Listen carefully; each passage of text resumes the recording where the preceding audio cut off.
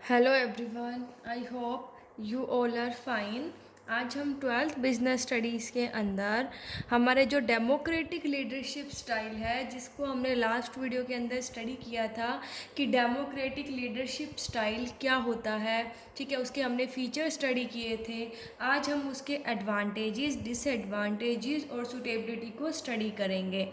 सो देखिए, democratic leadership style की advantages क्या क्या हैं, फ़ायदे क्या क्या है। डेमोक्रेटिक लीडरशिप स्टाइल में लीडर्स और फॉलोअर्स मतलब मैनेजर और एम्प्लॉयज़ आपस में मिलकर काम करते थे। सबॉर्डिनेट्स के सजेशंस भी लिए जाते हैं, उन्हें डिसीजन मेकिंग में इन्वॉल्व भी किया जाता है। मैनेजर अपनी अथॉरिटी को डेलीगेट भी करता है, तो मतलब दोनों मिलकर काम करते हैं। पार्टिसिपेटिव एक एनवायरनमेंट रहता है। तो इस डेमोक्रेटिक लीडरशिप स्टाइल के एडवांटेजेस क्या क्या हैं। सो फर्स्ट है हमारा हाई मोराल। देखिए, इससे मोराल बढ़ता है। कहते हैं under this style the enthusiasm of the managers and the employees is sky high. देखो, इस स्टाइल के अंदर इस स्टाइल में क्या होता है, डेमोक्रेटिक लीडरशिप स्टाइल से जो मैनेजर्स हैं और जो एम्प्लॉयज़ हैं, दोनों का एंथुजियाज्म जो है वो बहुत हाई हो जाता है। Both consider each other their well wishers, क्योंकि दोनों एक दूसरे का वेल विशर समझते हैं, क्योंकि मैनेजर्स और एम्प्लॉयज़ दोनों आपस में मिलकर काम करते हैं, ठीक है, टू वे कम्युनिकेशन होता है। तो इससे मैनेजर्स का भी और एम्प्लॉयज़ का भी जो मोरल है वो क्या होता है, इंक्रीज होता है। अब सेकंड है हमारा creation of more efficiency and productivity. देखिए, एफिशिएंसी और प्रोडक्टिविटी भी बढ़ती है, एफिशिएंसी और प्रोडक्टिविटी क्रिएट होती है। Since the employees are participants in the decision making, they give full cooperation in implementing them। देखिए, जो डिसीजन मेकिंग होती है, जो जब डिसीजंस लिए जाते हैं, तो उनका एम्प्लॉयज़ का भी उसमें पार्टिसिपेशन होता है। तो एम्प्लॉयज़ का पार्टिसिपेशन होता है, वो उसके अंदर पार्टिसिपेंट होते हैं, इसलिए वो उनको इम्प्लीमेंट करने में भी, ठीक है, उनको लागू करने में भी अपना पूरा सहयोग देते हैं, जिससे कि उनकी एफिशिएंसी और प्रोडक्टिविटी जो है, ठीक है, वो क्या होती है, इंक्रीज होती है। जो डेमोक्रेटिक लीडरशिप स्टाइल है, उससे एफिशिएंसी भी बढ़ती है और प्रोडक्टिविटी भी इंक्रीज होती है। नेक्स्ट है available of sufficient time for constructive work. अब क्या होता है, कंस्ट्रक्टिव वर्क के लिए, जो कंस्ट्रक्टिव वर्क है उनके लिए सफिशिएंट टाइम मिल जाता है मैनेजर्स को। देखिए, under this leadership style the workload of the managers gets decrease. देखिए, इस लीडरशिप स्टाइल में जो मैनेजर का काम का जो भार है वो कम हो जाता है। क्यों? क्योंकि जो काम है वो बांटा जाता है, सबॉर्डिनेट्स को डिवाइड कर दिया जाता है, दोनों आपस में मिलकर काम करते हैं, एक पार्टिसिपेटिव एनवायरनमेंट होता है। By using their spare time, जो खाली टाइम बचता है, constructively they made the development and expansion of the enterprise possible. तो वो देखो, मैनेजर्स का वर्कलोड कम हो जाता है और जो उनके पास टाइम बचता है उसको वो कहाँ यूज़ करते हैं कि ऑर्गेनाइजेशन का डेवलपमेंट हम कैसे करें, एक्सपेंशन कैसे करें, ठीक है, इस चीज़ को इनको डेवलप करने में, इनको एक्सपेंड करने में वो यूज़ करते हैं। सो कंस्ट्रक्टिव वर्क के लिए भी सफिशिएंट टाइम जो है वो मैनेजर्स को मिल जाता है। अब आती है disadvantages of democratic leadership style. ये तो हमने एडवांटेजेस स्टडी किए कि फ़ायदे क्या क्या है, जिसे हम मेरिट्स भी बोलते हैं डेमोक्रेटिक लीडरशिप स्टाइल की।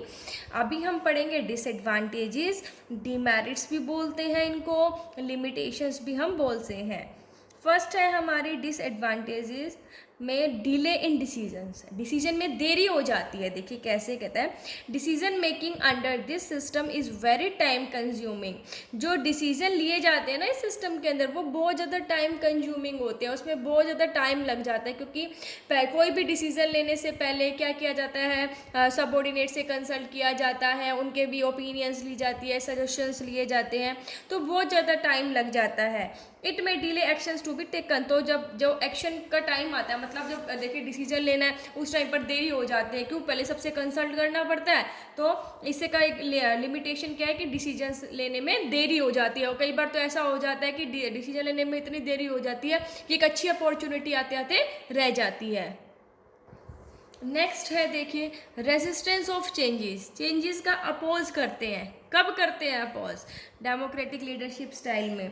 देखिए, employees may resist any change और implementation of decision if there prior acceptance is not taken. मान लीजिए कि कोई डिसीजन लिया गया पहले, ठीक है, उसके बारे में एम्प्लॉयज़ ने सुझाव दिए लेकिन उसे एक्सेप्ट नहीं किया गया, तो बाद में अगर कोई डिसीजन लिए जाते हैं, ठीक है, या कोई चेंज किया जाता है या उन डिसीजन को लागू किया जाता है ना, तो उसके अंदर एम्प्लॉयज़ जो है ना उसका अपोज करते हैं। क्यों करते हैं अपोज? क्योंकि उनकी पहले की जो एक्सेप्टेंस है उनको नहीं लिया हुआ होता। तो डेमोक्रेटिक लीडरशिप स्टाइल से जो एम्प्लॉयज़ हैं वो कब अपोज करते हैं चेंजेस का या डिसीजन को इम्प्लीमेंट नहीं करने में हेल्प नहीं करते हैं, जब उनकी जो पहले वाली जो एक्सेप्टेंस है वो नहीं ली जाती तब, ठीक है। नेक्स्ट है lack of responsibility in managers. Managers के अंदर रिस्पॉन्सिबिलिटी की कमी हो जाती है डेमोक्रेटिक लीडरशिप स्टाइल से। देखिए कैसे, sometimes the managers try to avoid responsibility by observing that the decisions were taken by the subordinates because they were made partners in taking some important decision, thus they may be held responsible. देखिए मतलब managers जो है ना अपनी responsibility से छुटकारा पाते हैं क्योंकि उनको पता है कि जो डिसीजंस है वो सबऑर्डिनेट्स ने लिए हैं, ठीक है, तो वो जो उसमें तो क्या है वो पार्टनर्स हैं, जो कुछ इंपॉर्टेंट डिसीजन में पार्टनर्स होते हैं तो उन्हीं को ही वो क्या करते हैं रिस्पॉन्सिबल ठहरा देते हैं। तो मैनेजर्स के बीच में रिस्पॉन्सिबिलिटी की कमी हो जाती है। नेक्स्ट है सुटेबिलिटी, कि जो डेमोक्रेटिक लीडरशिप स्टाइल है वो सुटेबल कहाँ कहाँ पर है। When group members are skilled and eager to share their knowledge, जहाँ पर ग्रुप मेंबर स्किल्ड हो और वो चाहते हो कि अपनी नॉलेज को शेयर करना, ठीक है। When plenty of time is available for decision making, जहाँ पर डिसीजन लेने के लिए काफ़ी टाइम अवेलेबल हो कि सबसे कंसल्ट कर सकते हो, वहाँ पर ये डेमोक्रेटिक लीडरशिप स्टाइल जो है वो सुटेबल होता है। When leader wants to involve the subordinates in decision making, जब लीडर जो है वो सबऑर्डिनेट्स को डिसीजन मेकिंग में इन्वॉल्व करना चाहता हो। When roles are clear, और जब सबके जो रोल्स है ना वो क्या हो एकदम साफ हो।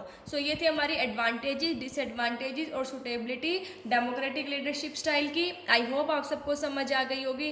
Thank you, stay safe, stay home.